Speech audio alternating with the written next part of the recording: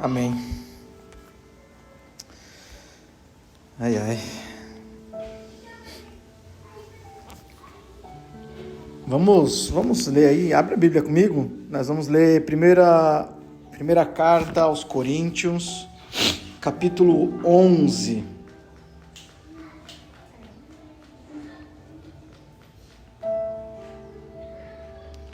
Primeira Coríntios, capítulo 11,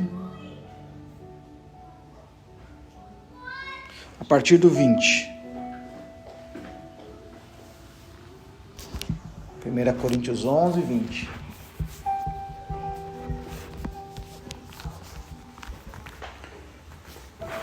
Diz assim: quando vocês se reúnem, acharam aí? Não, vai lá, espera.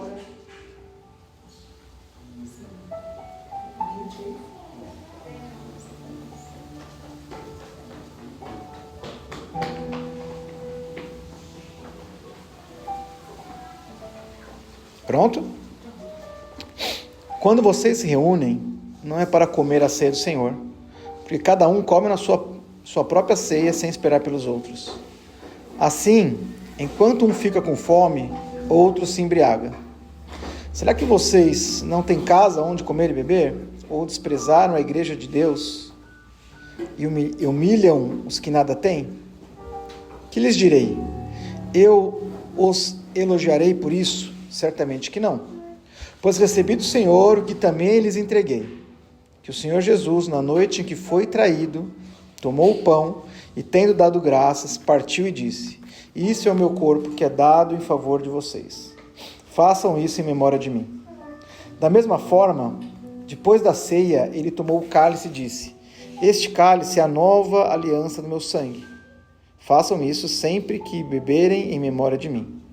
Porque sempre que comerem deste pão e beberem deste cálice, vocês anunciam a morte do Senhor até que ele venha. Portanto, todo aquele que comer o pão e beber o cálice do Senhor indignamente será culpado de pecar contra o corpo e o sangue do Senhor. Examine-se cada um a si mesmo, e então coma do pão e beba do cálice. Pois quem come e bebe sem discernir o corpo do Senhor, come e bebe para a sua própria condenação. Por isso há entre vocês muitos fracos e doentes, e vários já dormiram. Mas se nós tivéssemos o cuidado de examinar a nós mesmos, não receberíamos juízo. Quando, porém, somos julgados pelo Senhor, estamos sendo disciplinados para que não sejamos condenados com o mundo. Portanto, meus irmãos, quando vocês se reunirem para comer, esperem uns aos outros. Se alguém estiver com fome, coma em casa, para que quando vocês se reunirem, isso não resulte em condenação. Quanto ao mais, quando eu for, lhes darei mais instruções. Amém. Eu queria falar um pouquinho hoje aqui, essa manhã, sobre a ceia. Eu até tentei preparar alguma coisa além disso, mas eu falei, não, acho que é legal a gente falar sobre a ceia, né? Hoje, a ideia é que a gente sente a mesa, que a gente ceie, e a gente tem falado muito sobre mesa, sobre comunhão, né? Sobre como isso cura, como isso é gostoso. E um desses cultos para trás aí, acho que nos dois, na verdade, eu falei, né, como Jesus ele gostava de uma mesa, né? Como Jesus adorava uma comunhão, como Jesus... desde o início do ministério até o fim do ministério, e inclusive quando ele voltar, a gente vai se reunir num banquete. Olha que maravilhoso, né? Lá em Apocalipse 19 fala que a gente vai sentar um banquete com ele. Então assim, é comunhão, é mesa, né? Existe esse segredo do Senhor na mesa, e aqui Paulo está falando para a igreja de Coríntios aqui, tá sendo muito específico para eles ali, mas eu quero tirar algumas coisas para a gente entender um pouquinho, né? O que é essa ceia que Paulo está dizendo ali? Na noite anterior a Jesus ser morto lá, né, a ser crucificado, ele reuniu todos os seus discípulos. Era Páscoa, então eles se reuniam já todo ano, isso era uma tradição, era uma festa judaica, né? Então eles se reuniam para celebrar esse momento. compartilhava o pão ali sem fermento. E aí a gente vê algumas coisas ali, né? Assim, Jesus, ele não excluiu ninguém. Jesus, nessa ceia, ele falou que alguém ia trair ele. Ele já sabia que Judas ia trair. Jesus falou para Judas que ele ia trair, né? Mas Jesus não excluiu Judas da ceia. Sabe por quê? Porque Paulo deixa claro aqui, a ceia, como memorial, é para que a gente se lembre de Jesus. Se lembre que Ele nos dá a chance. E da mesma maneira, aquela ceia lá, foi a chance que Judas teve. Sabe? Eu particularmente não creio que Judas estava predestinado a trair Jesus. Eu creio sim que Satanás, Judas deu espaço para que Satanás entrasse. Mas da mesma maneira que todos nós temos uma oportunidade, Judas também teve essa oportunidade de poder se arrepender, de poder falar não. Jesus ia ser preso do mesmo jeito, Jesus ia ser traído de alguma maneira, não sei se pelos 12 ou por algum, não importa. Jesus ia ser crucificado, porque era a obra que tinha que ser feita. Mas eu não acredito que deveria ser Judas. Entende o que eu quero dizer? Judas, da mesma maneira que nós temos aqui hoje, né, e que Paulo falou assim, olha, examine-se cada um a si mesmo. Assim. Jesus deu essa oportunidade para Judas naquele dia, de falar, Judas, ele falando abertamente, olha, alguém vai me trair. E ele chegando e Judas falou, Judas, tipo, é você, meu amigão, você que, sabe? E Judas não se arrepender, e pelo contrário, Judas continuar, né? E a Bíblia diz que o próprio diabo, Satanás, entrou na vida dele. Tipo assim, né? Tipo assim, ele deu espaço para isso. Mas nós vamos chegar nisso. Primeira coisa que eu quero que a gente pense quando a gente vai ceiar é que a ceia, ela é um memorial para que a gente se lembre da cruz, né? Quando a gente vai no Antigo Testamento lá, que a gente leu agora lá em Números, Deuteronômio, Levítico, a gente vai ver um monte de sacrifícios, um monte de coisas que o povo tinha que fazer por causa do pecado, por causa das festas, por causa de um monte de coisa. No Novo Testamento, a gente não tem mais esses sacrifícios. Mas uma das coisas que Jesus deixou pra gente era que a gente ceiasse. Em teoria, era pra gente fazer isso todas as vezes que a gente se reunisse. Todo domingo a gente devia ceiar aqui. Né? A gente acabou pela igreja, se instituiu uma vez por mês e tal. Não existe uma regra para isso, mas a gente acaba fazendo uma vez por mês. Mas esse ato, o pão ali, né, o suco de uva, ele não tem poder nenhum nele. Óbvio, a gente sabe disso. Né? Não existe nenhuma mística em relação ao que a gente está comendo ali. Mas o que existe aqui é que nós não podemos perder isso assim. Por que a gente ceia? Porque a gente precisa lembrar do que Jesus fez naquela cruz por nós. Sabe? É um memorial. E aí Paulo diz aqui, olha, é um memorial. Toda vez que vocês reunirem em meu nome, fazer isso em memória de mim. Quer dizer, pegar isso e falar assim, Jesus, muito obrigado, porque o Senhor morreu na cruz. Só que não é só um memorial para o passado, isso é muito legal. É um memorial para o futuro também. Porque Jesus falou assim, até que eu volte. Assim, a gente precisa olhar para trás e falar, Jesus, o Senhor morreu na cruz por mim, muito obrigado, mas eu sei que o Senhor está vindo. Olha que maluco isso. Então quando a gente pegar isso, assim, lembre disso, assim, olha, isso é um memorial pela obra completa de Jesus, desde a morte, ressurreição e a vinda dele no futuro. Isso representa Jesus, isso representa esse memorial, a obra redentora. Mais do que isso, a ceia, ela é um ritual, literalmente, de aliança. Nós estamos reafirmando a nossa aliança com Jesus, falando assim, eu acredito na tua morte, na tua ressurreição. Eu estou reafirmando isso. Da mesma maneira que um dia a gente entregou a mão, levantou a mão e falou, Jesus, eu te aceito como meu Senhor e Salvador, o que nós fazemos com a ceia é reafirmando uma aliança com Ele. Falando assim, olha, a minha aliança com o Senhor continua viva. E eu sei que a tua aliança continua viva comigo. Lá nos judeus, na época dos judeus, eles tinham uma aliança. Eles faziam um ritual de pão e vinho, que era uma aliança. E Jesus pega esse ritual que eles faziam antigamente e transforma isso sabe, pro novo, para nova aliança. Lembra que Jesus veio trazer uma nova aliança para a gente, né? Uma aliança de salvação.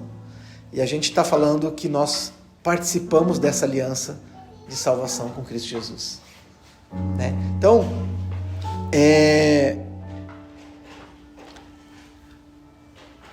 esse ato não é só um ato de a gente pegar um pãozinho, pegar um suquinho ali, tomar, sabe, e falar em línguas depois, tal, né? A gente sempre tem acaba tendo uma mística nisso. Não, é algo racional. A ceia tem que ser algo racional para nós, sabe? A ceia tem que ser algo que a gente vai pegar aquilo ali assim e falar: Jesus, isso está representando o teu sangue, o teu corpo que foi partido lá, sabe? Tem um significado muito especial para a gente. O terceiro ponto é que a ceia tem consequências espirituais. Olha isso. Não é só um ato ali de sei lá, físico, de comer alguma coisa, né? Aqui a gente acabou de ler aqui no versículo, aliás, a gente leu do 17, mas se a gente olhar um pouquinho antes,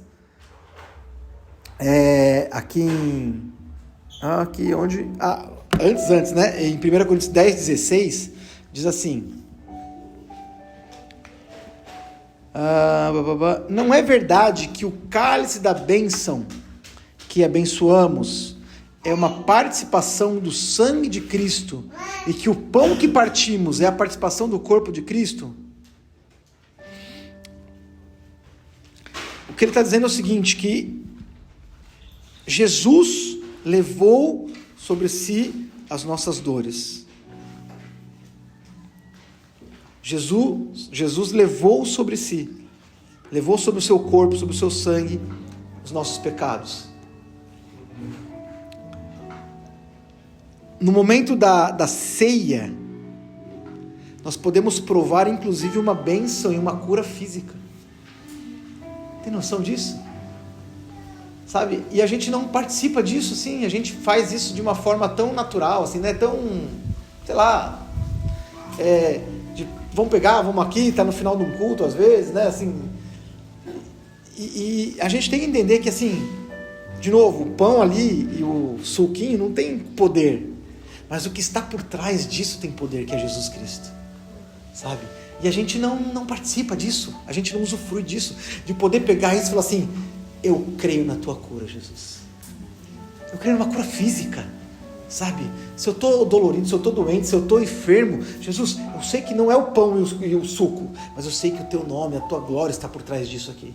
E eu creio que se eu comer isso aqui agora, e se eu tomar isso aqui agora, eu vou ter uma cura física.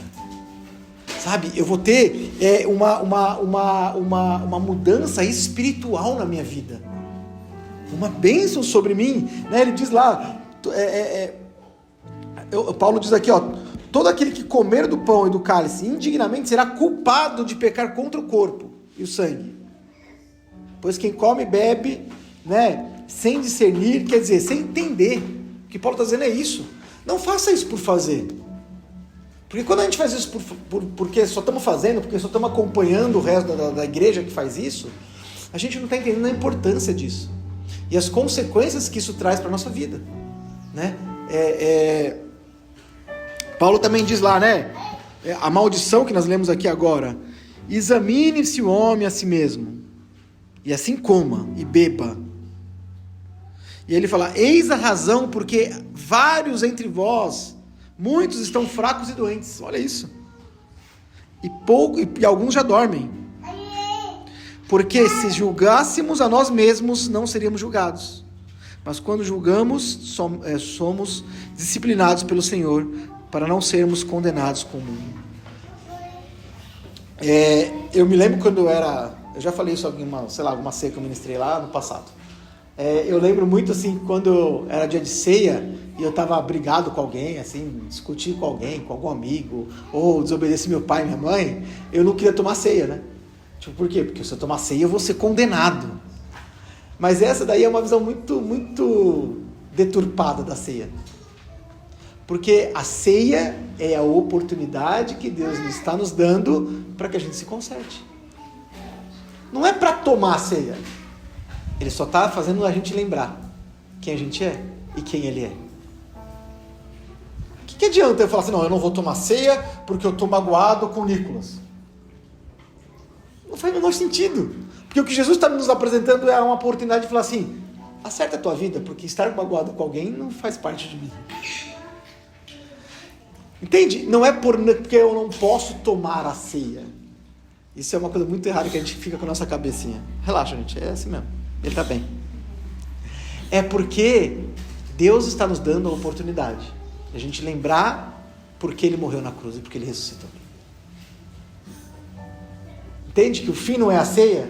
O fim é a nossa salvação. O que Jesus quer no final das contas é o nosso bem. Sabe? É que a gente se acerte, se conserte.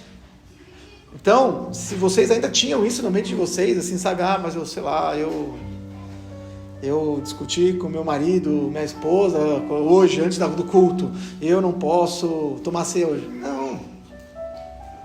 O que você precisa fazer o problema não é a ceia. O que você precisa fazer é acertar a tua vida. Sabe? E para tudo isso. Este é o memorial. E aí ele diz assim, isso é comer a ceia indignamente. Isso é participar da ceia. Sabe? É a gente não entender que a gente precisa do Senhor na nossa vida todos os dias. Que do jeito que a gente precisa ontem, a gente precisa hoje. E aí, né, a ceia, para muitos de nós, é algo que amedronta. Né? Tipo assim, eu lembro de ter gente que não ia no culto de ceia na igreja. Tô falando sério. Vocês já viram isso? Eu lembro. Não vai no dia da ceia, por quê? Porque, tô em pecado. Eu tô com a vida bagunçada aqui, eu não vou tomar ceia, não. E não entenderam esse ato, entende? Da mesma maneira que Jesus fez uma ceia para dar a oportunidade para Judas, Ele está dando uma ceia para a gente. Sabe, o culto a Ele é isso, a nossa vida é isso, a leitura é isso, tudo é isso, o louvor é isso. É uma oportunidade que nós temos de nos aproximarmos dEle, não de nos afastarmos. E olha como Satanás, ele é bom em deturpar o que Jesus faz. O que Satanás fez ao longo dos anos dentro da igreja? Catou isso, que é uma coisa maravilhosa, que é uma coisa que deveria, sabe assim, transformar a nossa mente, a nossa vida, o nosso físico, o nosso espiritual, e transformou isso em algo ruim. Tipo, eu não posso cear porque eu estou em pecado. Eu não posso cear porque eu penso isso. Eu não posso cear porque aquilo. Não, gente, esquece. Eu vou cear porque Jesus me deu a oportunidade de me consertar com Ele, de estar mais próximo dEle, sabe? Não participar de uma ceia, de um culto ao Senhor, é desonrar Ele. Pensa, Ele nos chamando à mesa, assim, montando uma mesa para nós, e a gente falou assim, eu não vou sentar com o Senhor. É uma desfeita. Pensa para um anfitrião isso, é uma desfeita. Sabe, a gente preparou o almoço hoje aqui, e você falou assim, não vou comer com vocês. Como assim? Mas eu fiz com tanto carinho, sabe, eu não quero comer com você. É isso que a gente faz quando a gente olha para a ceia e não participa, olha para a ceia e faz isso de forma mecânica. E é isso que Paulo está alertando aqui. Obviamente que Paulo está dizendo aqui outras coisas além da ceia, né? Paulo aqui que a gente leu, ele estava alertando os irmãos, falando, olha gente, a gente não senta à mesa para encher, a gente não senta à mesa para comer que nem um doido, não, a gente senta à mesa para ter comunhão. A gente senta à mesa para que tenha cura. A gente senta à mesa para compartilhar o pão. Quer dizer, para que a gente compartilhe o que Jesus está fazendo na nossa vida. Isso é o mais maravilhoso, né? E é por isso que a gente instituiu aqui, né? A nossa ceia aqui não vai ser só a gente pegar o cálice e o pão aqui. A gente vai sentar à mesa. A gente vai comer junto. A gente vai partilhar a comida. E durante a comida a gente vai ceiar junto. Né? A gente vai pegar o cálice, a gente vai pegar lá o pão, a gente vai pegar e a gente vai comer junto. Sabe, nesse momento de comunhão, que não é um momento que a gente tem que acabar o culto rápido, porque a gente tem que tomar ceia rápido, porque hoje é dia de ceia, o culto já demorou muito. Não, esquece isso. A gente vai sentar à mesa, a gente vai ter um momento de comunhão, um momento onde é cura, onde a gente vai compartilhar, onde a gente vai rir, onde a gente vai, sabe, E nesse momento, é o momento onde vai entrar a cura na nossa vida. É o momento onde Jesus vai falar aos nossos corações. É o momento onde o Espírito Santo vai soprar, sabe? É isso. É nesse momento, é nessa comunhão, é nesse intuito que Jesus fazia. Sabe, não tem... de novo, eu estou falando de mim, sabe? Assim, de mim. Quantas vezes a gente falou assim, meu Deus, é domingo, meu Deus, o culto vai acabar, é 3 horas de culto porque ainda tem ceia, porque tem não sei o que lá, né? E demora, não sei o que, sabe? E tem mais louvor para tocar, né? Tem que tocar 2, 3 louvor a mais na ceia. E às vezes é aquele peso, sabe? Não, gente, não. Vamos, de verdade, assim, vamos buscar o Senhor e vamos orar ao Senhor para que esses nossos encontros sejam leves, para que esses nossos encontros não sejam obrigação, mas seja um momento de a gente querer mais do Senhor, sabe, assim, de a gente querer adorar Ele, nos juntar para isso, assim, para levantar nossas mãos e adorar e bendizer, sabe, no pouco que a gente tem, no nada que a gente poder entregar alguma coisa ao Senhor.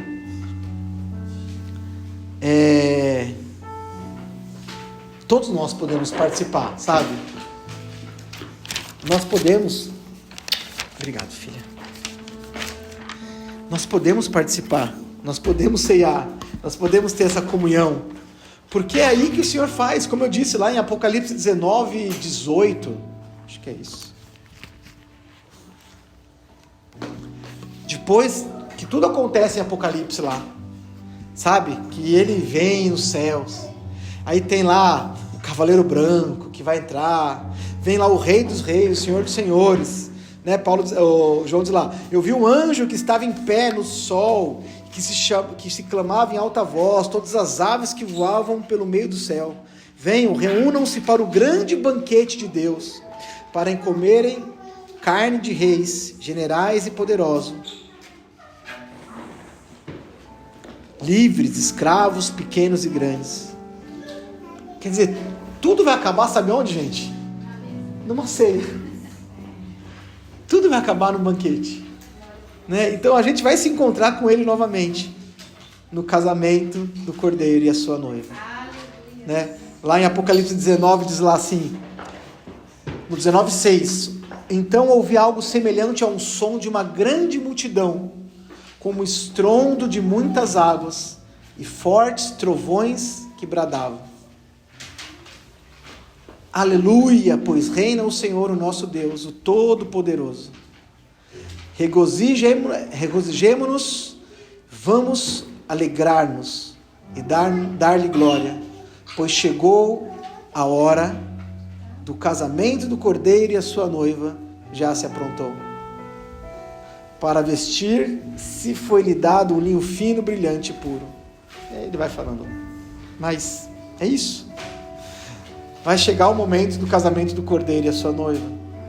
Casamento, festa, mesa, sabe? Nós vamos se juntar nesse banquete com o Senhor. E a gente precisa ter isso no nosso coração, gente. A ceia é algo que Jesus deixou pra gente. Para que a gente tivesse em comunhão. O culto é esse momento de comunhão, entende? O culto deveria ser um momento desse de comunhão. E é isso que a gente está fazendo aqui, gente. Resgatando essa simplicidade das coisas, sabe? Tirando o peso de alguma coisa que não precisa ter peso. Não é pesado, sabe? Não pode ser um fardo adorar o Senhor, não pode ser um fardo participar da ceia, não pode ser um fardo. Tem que ser algo agradável, gostoso, sincero. E com